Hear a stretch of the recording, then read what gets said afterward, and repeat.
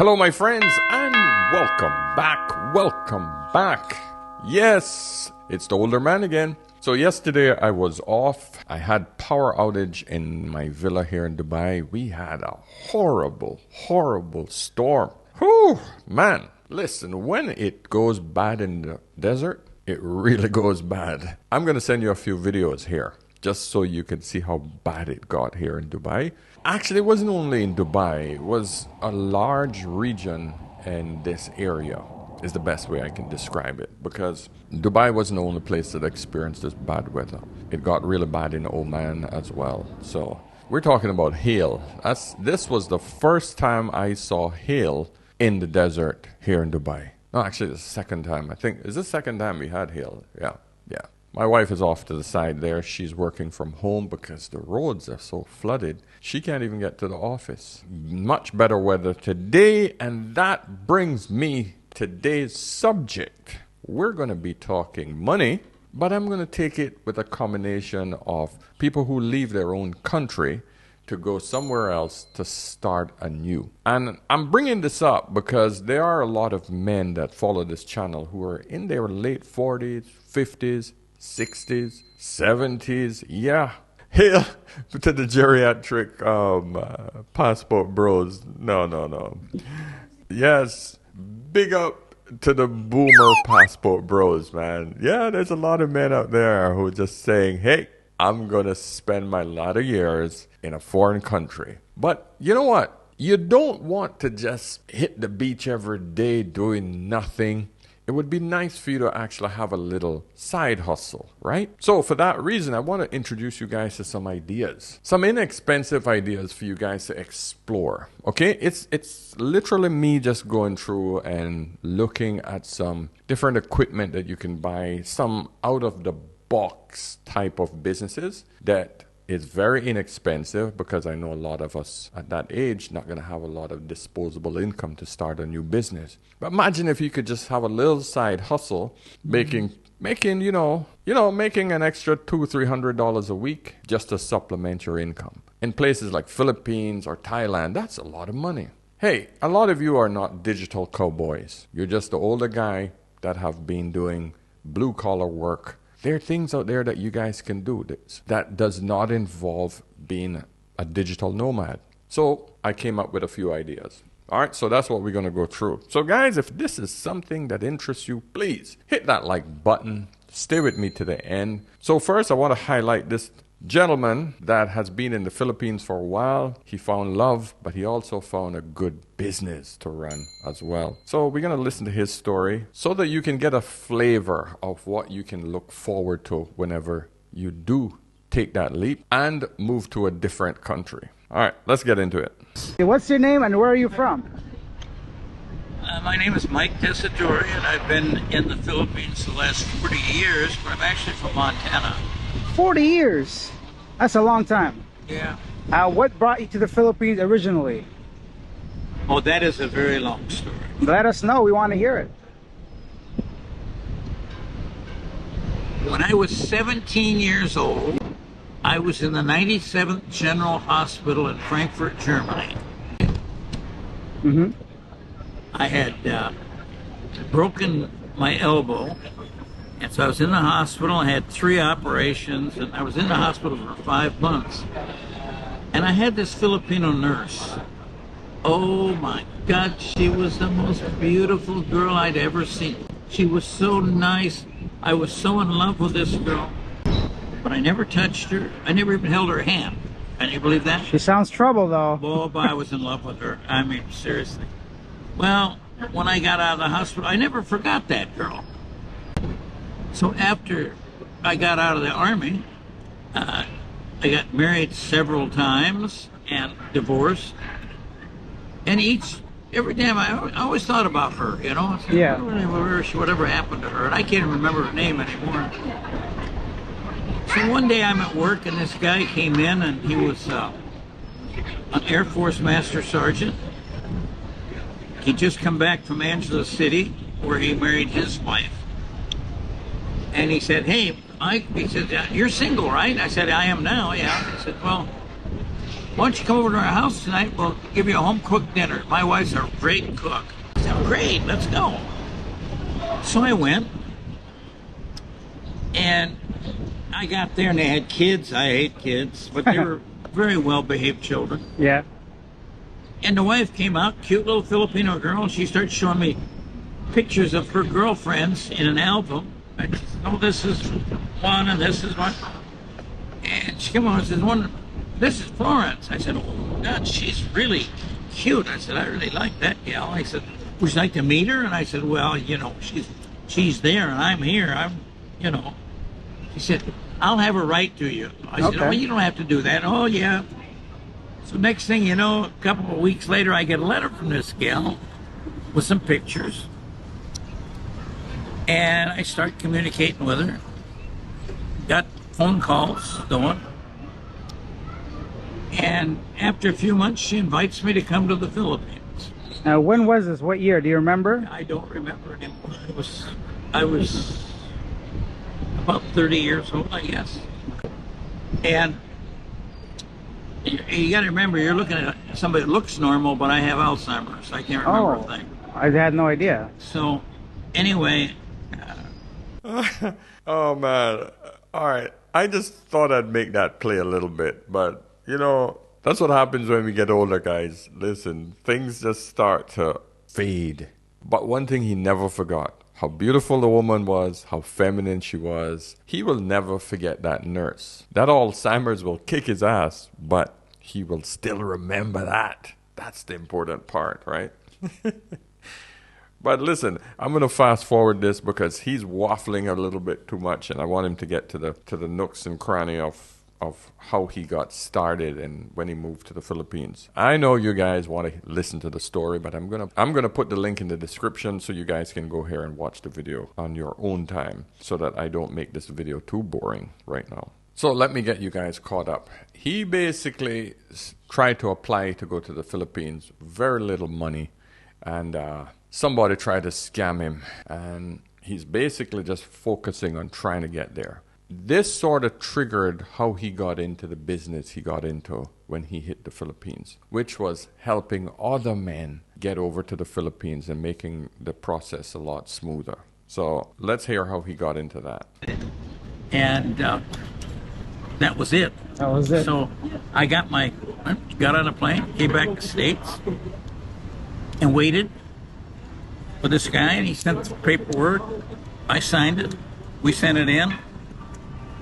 It failed. Why did it fail? There was forged documents and all kinds of crap. He didn't know what he was doing. He had no idea what he was doing. Yeah. So I said, well, they got an immigration center in Helena, Montana. I'll go talk to immigration directly. So I went down there. I got a hold of the supervisor. Supervisor helped me fill it out. Okay. And we filed it, and it promptly failed. Failed again. Failed again. So the next time I did it, I went to Coots, which is a border crossing. There's an immigration there. And they helped me, and it failed. It wasn't meant to be or something. I'm a three-time loser here. So I said, well, you know what? I think maybe I better go on the honor system. I've learned a lot. Let's see what. So I worked on it myself, and it passed. Wow. From that point on, everybody in Montana that was looking for a fiancé or a spouse came to see me to help them with their paperwork. Okay. After I married this gal, I started taking tours to the Philippines. Brought American men over here to meet their pen pals, and I would do all of their paperwork. Okay. And I've been doing immigration ever since. Wow. So you found your little specialty and made some money, and now you're living life in the Philippines. It was a niche thing, and up until about 1990, I was the only one that did it. Everybody else was, you know. Okay, amazing. So I guess, what happened to that marriage? Did it fail? Are you single now? What's the relationship status? Before we get into the marriages that have failed, this is what I want you guys to focus on. He saw an opportunity in a market where there was a problem. So identify a problem, provide a solution. That's what he did. So now he actually have one of the biggest firms for helping men go through the immigration system to actually get into the Philippines and to meet up with the women that they have found online or they've met back somewhere else or while they were visiting, etc., etc. So he's now running one of the biggest businesses in the Philippines. Health-wise, I can see he's not doing well. My good man here didn't keep up with his health. He's in a wheelchair. But that's not what I want you guys to focus on. I want you guys to understand that, hey, if you move somewhere else and you have a good source of income coming in, you really don't have much to worry about. I'm over here in Dubai. I've been here almost 16 years now and, got a little business running. YouTube is doing well as well. So once you find a little niche, you can do quite well. In other words, you don't just have to rely on the money that's coming in from your pension or Social Security. My marriage failed several times after that. Mm-hmm. And I finally married my present wife. Mm-hmm. We've been married for 27 years. And the best thing that ever happened to me. You meet a good one. Yeah. You're really going to have something. And she's a Filipina as well? Oh, yeah. So have you ever married somebody that wasn't a Filipina? I married Tadori Indian gal, or she was Kootenai tribe. Okay. And we were married for 15 days and got divorced. And then I married a Mexican gal. And we were the first marriage was a Mexican. We were married for 15 years. We want to know what makes like Filipino wives or women different or special. Like what's it about them that brings men to the Philippines so often?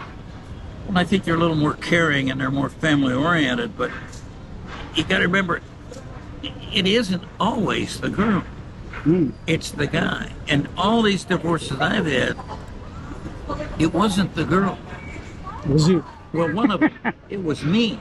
Okay. And I learned each time that, God, you don't do this, you don't do that. And it was never going out with other women. Mm-hmm. None of that kind. And that, gentlemen, is called accountability. That's what you ladies have to focus on. If it goes bad, you also have to look at yourself. Self-reflection is also important. Was it me? Did I contribute to the breakdown of my marriage? I'm sidestepping a bit here, but I want you guys to see the lessons that I'm trying to bring forth right now. This man is taking accountability. It usually occurs. I mean, my first marriage, when I got divorced, I had a beautiful woman, great woman. It was my fault. I was the one that left the marriage. I take accountability for that. So, guys, you got to understand, this man, of course, he's older, he's wiser. Realities and truths are now more common with him. So, but I want you guys to just acknowledge this. Just wanted to pause and say that. Stuff was just hard to get along with. I see, okay. And I mellowed out considerably, and my wife's a fantastic lady. What do you think is the biggest mistake foreigners make coming to the Philippines? Something you could advise them on? What's the biggest mistake they make? Yeah. Trying to pick up a girl down here at Bo's Coffee. It's right here, huh? Or on this, yeah. Okay, so this is not the place. When I brought tours over here, right? I bring 30 guys at a time. The last 3 months. Okay. 30 guys. We bring them to the mall. And they'd meet girls in the mall. And we'd pass out our card that said, hey, we're having a social gathering for people to meet these foreigners when they come. And they would do that. And we'd have this party, and there'd be 200 gals come to this party. Yeah. And maybe 10 guys, because the other 20 or so had already met somebody. Okay, yeah. And I think all the time we did that, I had about 3 or 4 guys that came over here who didn't get engaged or married. Wow, Can you imagine that? That's a very good number. That's a very good odds, I would say, for sure, for men to meet women. Well, they meet. Let's see. You come to this party, and there's that girl right there. Right? My staff is there. I'm there. Yeah. We screen that gal. We talk to that gal. We find out where she's really from, what's really going on with her. And that makes it easier for you. Yeah, you do all the hard work, essentially. The background checks and vetting. We did. We don't do it anymore. It's illegal. Oh, I had no illegal, I guess. You go to jail for that. I guess virtual pimping or something.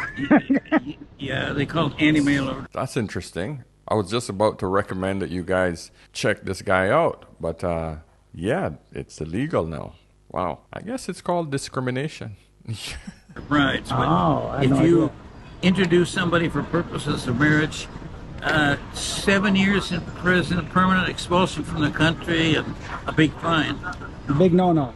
Yeah, big no. So Okay. don't do it. So you've been here quite a while. What has been the biggest change aside from modernization? Do you think it's still easy to meet women here or more difficult than before? Run that by me again. Sure. Do you think it's easier now to meet women or before when you first came? Hey, meeting women is just what people do. Yeah. You know, I mean, that's just, it's not easier. It's just, if you're If you're good at what you do? an okay dude, Yeah. you'll meet an okay girl, you know. True. But these guys come over here, and the first thing they do, because they see this young, good-looking girl Yeah. that will go to bed with some homely sucker that looks like his face caught on fire, and they put it out with an axe.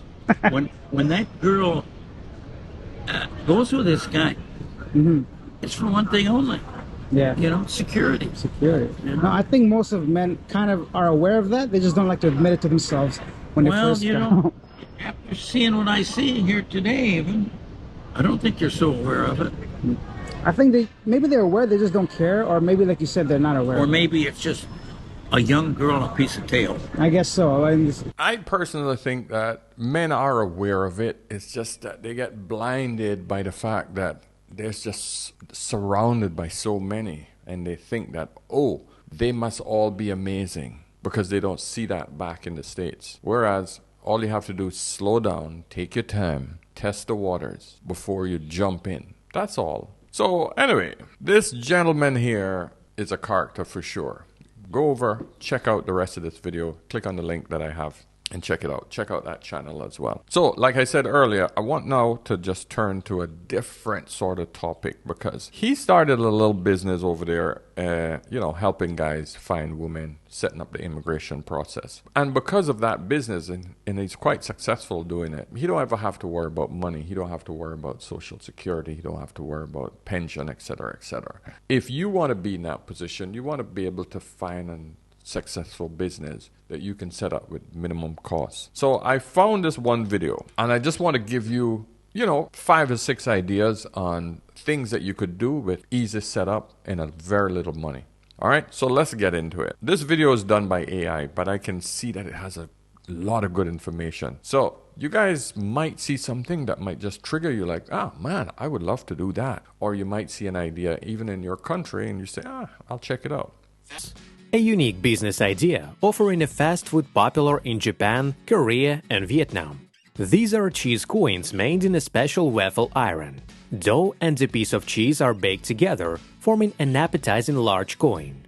The opportunity to experiment with various fillings makes this product appealing to a broad audience. This fast food is poised for success in any city, with the start cost for the waffle irons being only $150.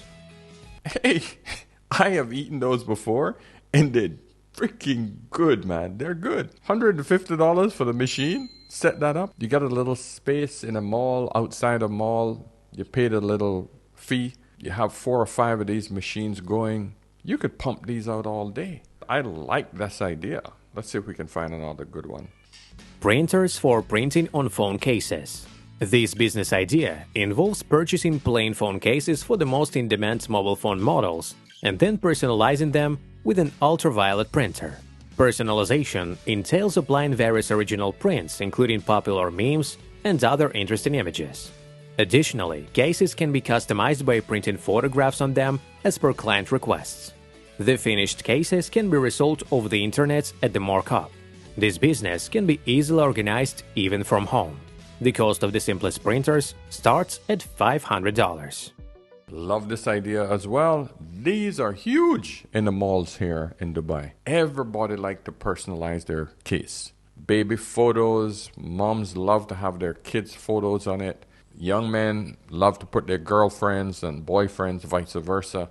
It's a great way to get extra cash. $500 a printer. Can't beat it, guys. Cannot beat it. I think it's an excellent idea as well. Concrete traveling machine. If you decide to provide the in-demand service of pouring concrete floors, Then you will need a special traveling machine. It allows you to make the coating as smooth and presentable as possible. This tool is essential for achieving high quality and productivity of work, which helps to attract more clients. The cost of such machines starts at $300. Hey, I know some of you guys been in the construction industry. That is an excellent idea. Buy a couple of these machines. You either rent them out or you hire a couple of guys that will take these on to construction sites and have that service available. Just saying, always somebody building, and there's always somebody that needs good, smooth concrete walkways, slabs, etc., etc. All right? I like that idea as well. What's next? Meat chips production. This business idea involves the use of small dehydrators for the production of meat chips. They can be made from various types of meat, which is first marinated, then sliced and dried using a dehydrator. The finished chips are packaged and sold under their own brand. The cost of dehydrators starts at $100. Hey, 5 or 6 of these machines dehydrating vegetables, meat, anything you want. Throw on a little label, you can have your own brand, your own foods. You and your wife set this up in the garage in the back of the house. Pump these out on the side of the road where your wife can basically sell them, or your kids. Listen, man, it's easy to make money. It's just that a lot of guys don't think outside the box. Once you actually are caught up in one profession, you tend to stay there. It's very difficult for people to see different ideas. But the internet is full of awesome ideas, man. Packaging machines. This business idea is based on the use of compact machines for packaging products into small packets. Entrepreneurs can bulk purchase tea, coffee, various spices, and other granular products, package them into miniature packs, and sell them under their own brand. A special focus can be made on creating unique blends, for example, tea mixed with various dried fruits, exotic spices, etc., thereby offering an exclusive and diverse product range. This provides an opportunity to stand out in the market by offering something new and original to customers. The cost of these machines starts from $450. Hey man, I love tea. I'm a coffee drinker, but I love tea as well because coffee tends to be a little bit too harsh, especially how I drink it. I usually drink my coffee black. So at night, if I just want a nice warm drink, I rarely drink cold drinks. I like my drinks nice and warm, and tea's great. But if you can get a mixture, a blend of different types of teas, basically you can buy the loose leaf tea in bulk and get one of these packaging machines to package them and have your own special blend. Pop a private label on it and sell these out in malls. Sell them to different restaurants, and hey, you just never know, man. You have your own personal brand of tea. I love these ideas, guys. Come on, let me know. Let me know if you guys like these ideas because I think they were awesome. Vending machines for electronic cigarettes. This business idea involves setting up vending machines for selling electronic cigarettes. A key feature of these machines is the age verification function by scanning documents, allowing sales exclusively to adults. Electronic cigarettes are purchased wholesale and sold through these machines with an added markup. The business is easily scalable by installing machines in various high-traffic areas. The cost of the machines starts from $500. Listen, the e-cigarette business is massive. E-cigarettes is one of the most addictive products out there. I don't think people should smoke. I think these things are dangerous. But me feeling that way isn't the way other people feel, and you can't tell people what to buy. So, it's something. If you want to make some money, the e-cigarette business is a massive business. So, buying a few of these machines and popping them into a few malls here and there, even if you can't get them into malls, just get them into high traffic areas. Most of these small towns, they will have little mom and pop shops. And hey, pop a few of these e-cigarette vending machines in, might get people to stop smoking cigarettes. Listen, I don't know which one is worse, whether full cigarettes or e-cigarettes, because I'm hearing it's bad on both sides. People love their nicotine, and if you can help people get off of the full cigarettes, which we know cause cancer, hey, why not? One more that I love. Mini popcorn machines. Installing compact machines for making popcorn with various flavors is an excellent addition to any retail business in high-traffic areas, such as shopping centers and parks. These devices attract visitors, contributing to increased sales and enhancing the overall appeal of commercial spots. The cost of such mini popcorn machines starts from $100. All right, listen, I love popcorn. And trust me, if a kid sees a popcorn machine, mommy, got popcorn. Hey, someone throwing in a few coins to get some popcorn. The markup on these things are big. So that's another excellent idea. So listen, guys, I just thought I would put this one video together. I try to bring new ideas and new ways for you all to survive as men anywhere in the world. The idea is to help you all strive, not just survive, strive to be able to live happy, comfortable. If you have a beautiful woman in a foreign country and you got a little business that is supplementing your other income, you're golden. So many men say, man, I don't know. I don't have any digital skills. I can't be a digital nomad, so I'm stuck. I can't move if I can't do anything online, if I can't do anything digitally. How can I go? How can I leave? How can I be a passport bro? Well, I'm hoping that this will give you some ideas. Hey, let me know. Let me know if you guys want more info like this so that I can help you move forward in this world that we're in. Okay, guys, listen. Thanks so much for listening to this point. Give me some feedback, all right? And hey, if you guys want to have a chat, you want to communicate something with me, get me over on askanolderman.com and book a chat. All right, there's a lot of new exciting things coming to the channel. We're bringing out a membership space coming soon where you're going to have a lot more exciting things to actually interact with each other. So that's what I'm trying to start now. It's in the works, gentlemen. So until next time, remember, whenever in doubt, always ask an older man. See you soon. Cheers.